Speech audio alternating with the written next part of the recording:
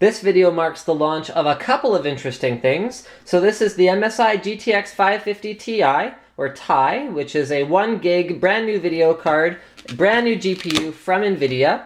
And it also marks the introduction of the Cyclone II. So the Cyclone cooler was incredibly popular, still is incredibly popular on the previous generation cards from MSI, but it looks like they've made some improvements to it, and they've made enough improvements to call it an upgraded Cyclone II. So let's find out what's up with the Cyclone II once we get things opened up. First of all, this is an OC edition card, so that means it is factory overclocked. It is ready for 3D Mark 11, which is one way of saying it is a DirectX 11 card. It's compatible with MSI Afterburner, which is awesome. It's overclocking utility, monitoring temps, all that good stuff. It supports CUDA, SLI, PhysX, 3D Vision, as well as NVIDIA Surround if you run two of them together. It uses MSI's military class concept, including solid-state chokes and solid caps, for no coil whine and up to 10 years lifetime. We've also got a 3-year warranty in the USA and Canada. Oh, and here's one interesting difference between the Cyclone and the Cyclone II. The propeller blade now allows for up to 20% more airflow. Interesting. Yes. Okay, what do we got in here? Okay, more of the same stuff. Right. Oh, here's some specs on the Cyclone II. Here we go. So 9cm PWM fan, up to 40% more airflow to cool down the GPU memory and power modules all at once. Multiple heat pipes, so it looks like 2 heat pipes through the window there, though it's hard to say yet. Hybrid heatsink design, so it combines aluminum extrusion, heat pipes, and fins for maximum cooling. Nickel-plated copper base, rounded design. Okay, oh, prevents dust accumulation. Okay, I did not know that.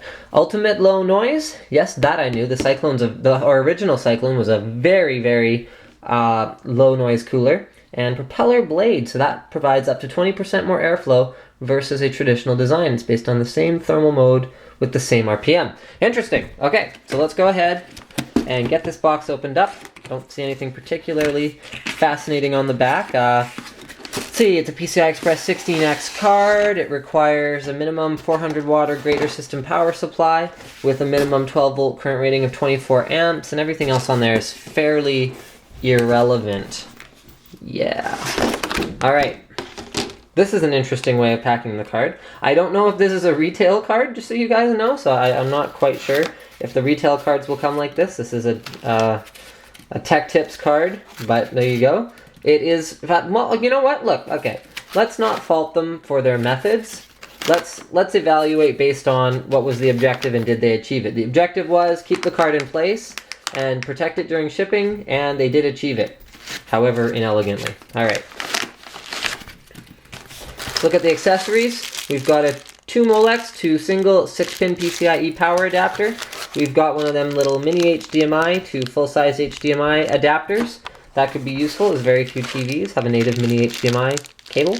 We've got a DVI to VGA adapter, which, by the way, I know I'm always knocking the DVI to VGA adapter, but for this particular card, very appropriate, because you may have an older VGA monitor that you would want to run off this card because it's low res, and this card is going to be optimized for 1680 by 1050 or below. That's the kind of price point that this card exists in. So hold on, let's see if we got anything else down here. Yes, we do. MSI hides their driver CD since they know that you should probably not use it. You should throw it away and download the latest off the NVIDIA website. And we've also got a little guide for something. Yeah, okay. And then a quick user's guide, which basically shows you how to install a PCIe card. But if you watch Linus Tech Tips, then you probably already know that, because I have covered that in the past. Alright, so what I'm going to do is I'm just going to flip this over, and that'll make a nice little platform for my card. And let's get the 560 Ti or TI onto the platform so we can check it out. Alright, so the first thing, the most noticeable thing about this new Cyclone II cooler to me is that they've added like a little like blade style shroudy thing on it. So each one of these actually kind of looks like the blade of a curved sword or something like that. And I think that's the effect they're going for, because they got like these little jaggy things here, right there. which would be pretty nasty if you were cutting someone open with them. So that's it's a very aggressive look to the cooler itself.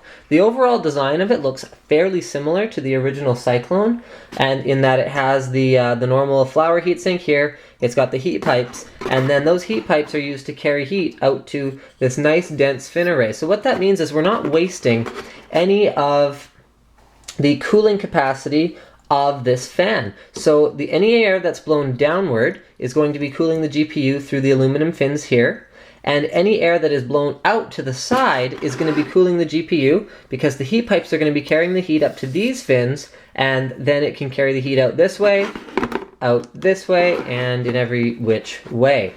MSI, over the reference design, has also added a couple other things. They've actually got a heat sink here on the voltage regulators, and you're going to see that that's going to get a ton of airflow from this fan when it spins. It'll just be blowing over those heat sinks. I don't think we'll have to worry about those running warm at all. And they've also added a little stiffening plate, so this is interesting. You can see right here, a little MSI branded plate, and it looks like what that's for is just to hold the PCB rigid when you've got it installed in your case, because it's not really connected to anything else. And that's something that I've really felt should be included with more graphics cards. Sorry. Especially as they start to get heavier and heavier. Alright, let's start taking off these little protective covers.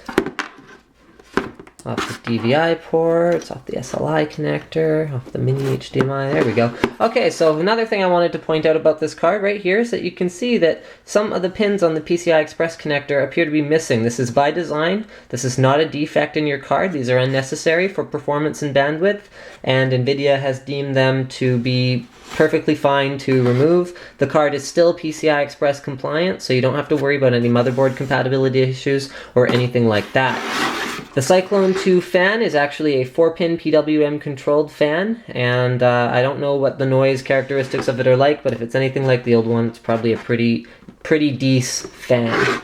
Here we've got a 6-pin PCI Express power connector. That's all we're going to need as far as external power goes for the GTX 550 Ti or Ti. On the back of the card, we actually see one of the cooler innovations that NVIDIA has brought about with the GTX 550 Ti. They've actually given their board partners the capability of mixing and matching different capacities of memory on the card. So I'm not sure which ones are which, but my guess would be that these four are all totaling up to 512 megs, and these two together are 512 megs to give us our 1 gig capacity, because the 550 Ti has a 192-bit memory interface, which is significantly more than any other previous generation card in this price bracket, but it only has 6 memory modules. So how does it have a 1 gig capacity, which would imply that it would have to have either 4 or 8 memory modules? Well, it's because they're mixing and matching the capacities to give us that extra bandwidth, but also that nice round even capacity. So that's a pretty neat thing that NVIDIA has brought about on this generation of cards. Here at the back, we find something we're pretty used to seeing on MSI cards and NVIDIA cards in general. We've got 2 DVI ports, one mini HDMI port, and only 2 of these 3 can be used at any given time. If you do run 2 550 Tis, you can run 3 monitors off of the 2 cards together, but for an individual card, you're either using DVI mini HDMI, or DVI mini HDMI. We've also got our typical MSI branded exhaust port here, although with Cyclone Cooler, not a whole lot of the exhaust is going to be going to the outside of the case anyhow due to the design of the cooler. The 550 is a fairly low power consumption, low heat output card though, so I wouldn't worry too much about the overall case temperatures being affected by having the exhaust going out into your case. The SLI connector is up here, and as you can see, there's only one of them, so that's going to support 2-way SLI, but not 3-way or 4-way SLI. I mean, really, honestly, those features would be pretty unnecessary on a card at this price point anyway. So thank you for checking out my unboxing and first look at the GeForce GTX 550 Ti from MSI featuring the Cyclone II cooler. Don't forget to subscribe for more unboxings, reviews, and other computer videos.